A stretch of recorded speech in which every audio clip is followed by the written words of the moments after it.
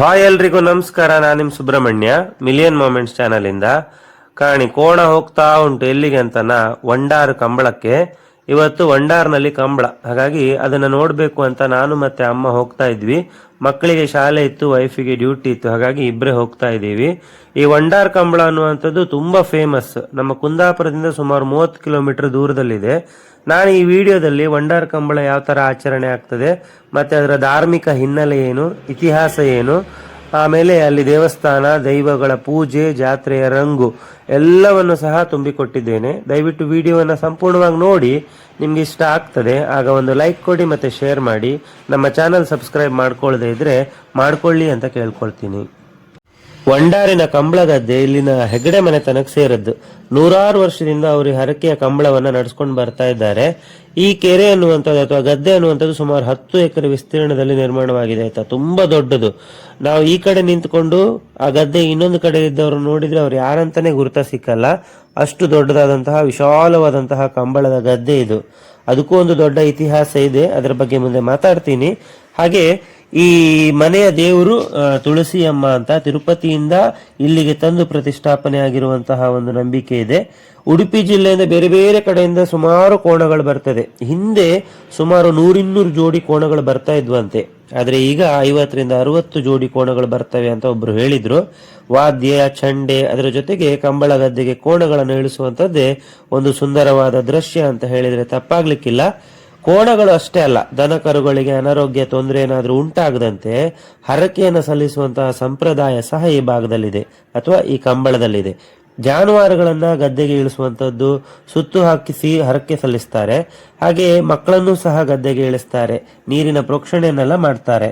ಈ ಕೊಡಿ ಹಬ್ಬದಲ್ಲಿರುವಂತೆ ಕಂಬಳದ ದಿನ ಸಹ ಇಲ್ಲಿಗೆ ಬಂದು ಕಂಬಳದ ಗದ್ದೆಯಲ್ಲಿ ಸುತ್ತಕ್ಕೆಯನ್ನು ಹಾಕುವಂತಹ ಸಂಪ್ರದಾಯ ಸಹ ಇದೆ. ಈ ಪ್ರಸಿದ್ಧವಾದಂತಹ ವಂಡಾರ್ ಕಂಬಳದಲ್ಲಿ ಆ ಊರಿನ ಜನರಷ್ಟೇ ಅಲ್ಲ, ಅಕ್ಕಪಕ್ಕದ ಹಳ್ಳಿಯ ಜನರು ಸಹ ಭಾಗವಹಿಸ್ತಾರೆ. ಈ ಹೆಗಡೆ ಮನೆತನಕ್ಕೆ ಇದೊಂದು ಗೌರವದ ಸಂಕೇತ ಸಹ ಆಗಿದೆ. ಗ್ರಾಮೀಣ ಭಾಗದ ಸಂಸ್ಕೃತಿ ಮತ್ತೆ ಸೊಗಡನ್ನ ಬಿಂಬಿಸುವಂತಹ ಒಂದು ಆಚರಣೆ ಅಂತ ಹೇಳಿದ್ರೆ ತಪ್ಪಾಗೋದಿಲ್ಲ. ನೋಡಿ, 10 ಎಕರೆ ವಿಸ್ತೀರ್ಣದ ವಿಶಾಲವಾದ ಗದ್ದೆಯಲ್ಲಿರುವಂತಹ ಈ ವಂಡಾರು ಕಂಬಳ ಏನಿದೆ, ಇದಕ್ಕೆ ಪಾಂಡವರ ಅಜ್ಞಾತವಾಸದ ಕತೆಗೆ ಒಂದು ಸಂಬಂಧ ಇರುವಂತದ್ದು.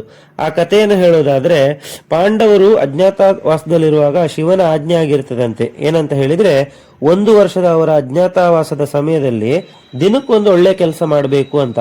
ಹಾಗಾಗಿ ಒಂದಿನ ರಾತ್ರಿ ಅವರು 5 ಎಕರೆ ವಿಸ್ತೀರ್ಣದ ದೊಡ್ಡ ಕೆರೆಯನ್ನ ನಿರ್ಮಾಣ ಮಾಡ್ತಾರೆ. ಆದರೆ ಅದು ಮಧ್ಯರಾತ್ರಿಯಲ್ಲೇ ಸಂಪೂರ್ಣವಾಗಿ ಮುಗಿದು ಹೋಗ್ತದಂತೆ, ಅಂದ್ರೆ ಕೆರೆ ನಿರ್ಮಾಣ ಆಗೋಗ್ತದೆ.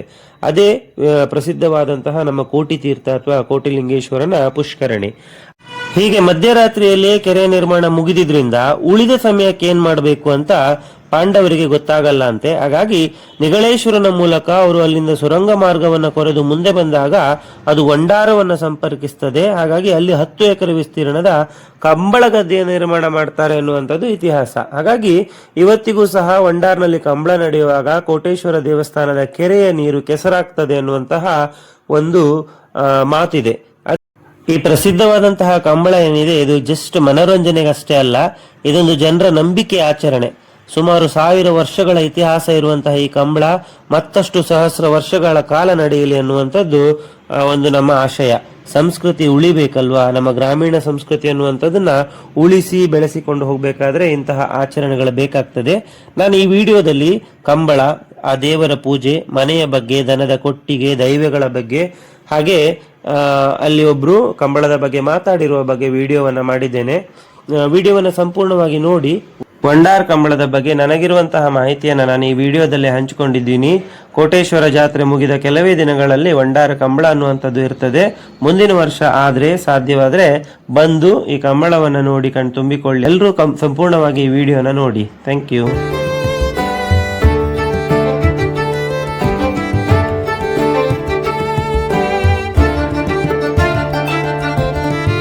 ವಂಡಾರ್ ಕಂಬಳದ ವಿಶೇಷ ಎಂತ? ವಿಶೇಷ ಅದು ಕಾರಣಿಕ.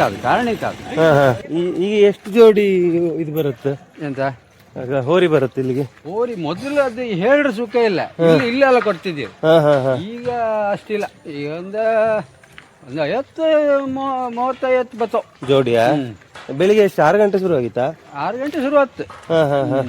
ಹೌದಾ? ಮತ್ತೆ ಇಲ್ಲಿ ಊರ್ ಮನೆಯವ್ರು ಪೂರ ಕೆಲ್ಸಕ್ಕೆ ಹೋಯ್ಕಲ್ಲಿ. ಹಾ ಹಾ ಹಾ ಉಕ್ಕಿ ಅನ್ನಳಿ ಅಂದ್ರೆ ಗೊಬ್ಬರ ಚೊಲ್ಲಿ ಹೂಡುದು, ಹಾ ಹಾ. ಅದಕ್ಕೆಲ್ಲ ಗೊಬ್ಬರ ಚೊಲ್ಲಿ ಊರ್ ಮನೆಯವ್ರು ಪೂರ ಹೋಯ್ತು.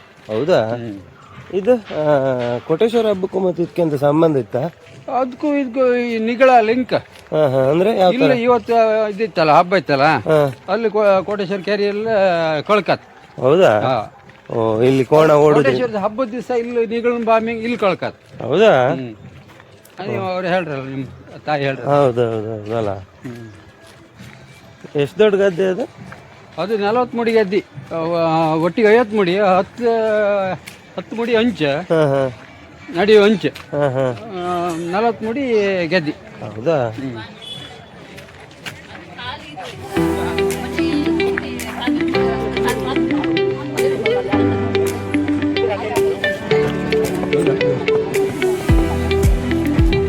ಅಲ್ಲ, ಆಚೆ ಕಡೆ ಮರ ಎಲ್ಲ ಉಂಟು, ಮರ ಎಲ್ಲ ಉಂಟೆ.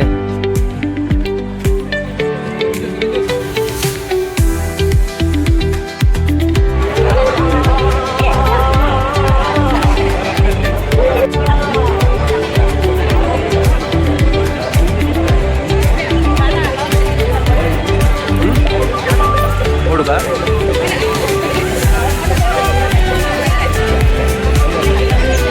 ಒಳ್ಳೆ ಚಂದ ಕಾಣುತ್ತೆ.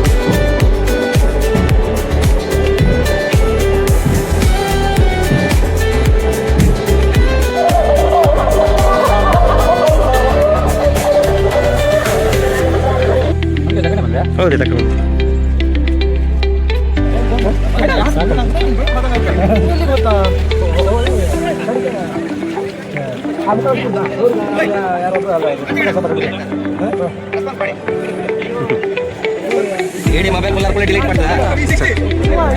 ತಗೊಂಡು ನಮ್ದೊಂದು ಯೂಟ್ಯೂಬ್ಗೆ ಹಾಕ್ಬಿಡಿ. ಹೌದು, ಒಳ್ಳೆ ಕ್ಲಾರಿಟಿ ಇಲ್ಲ. ಬಡೂರಾ?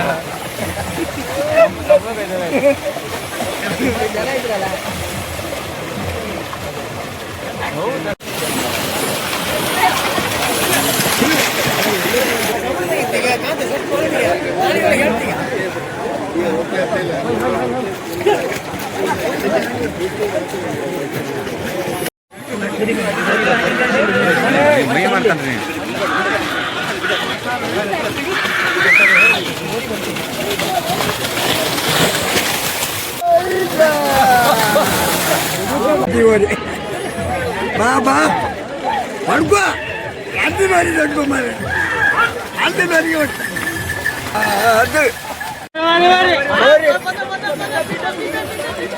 ಓಡಿ ಓಡಿ ಓಡಿ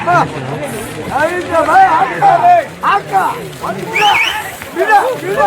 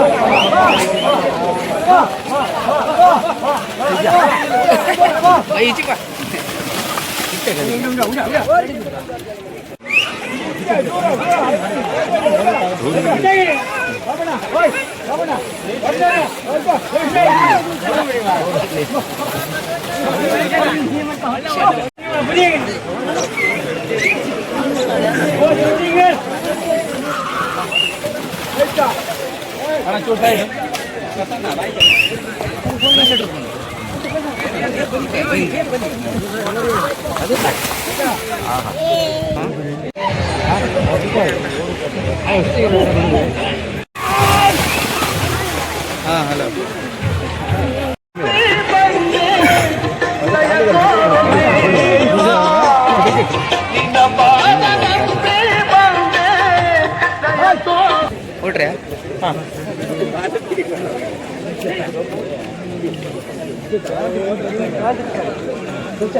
ಬ್ಯಾಟಿಗೆ ಒಂದು 5 6 ಹಾಕಿದ್ರು ಅದಕ್ಕೆ 6 ಇಟ್ಟಿದ್ದಾರೆ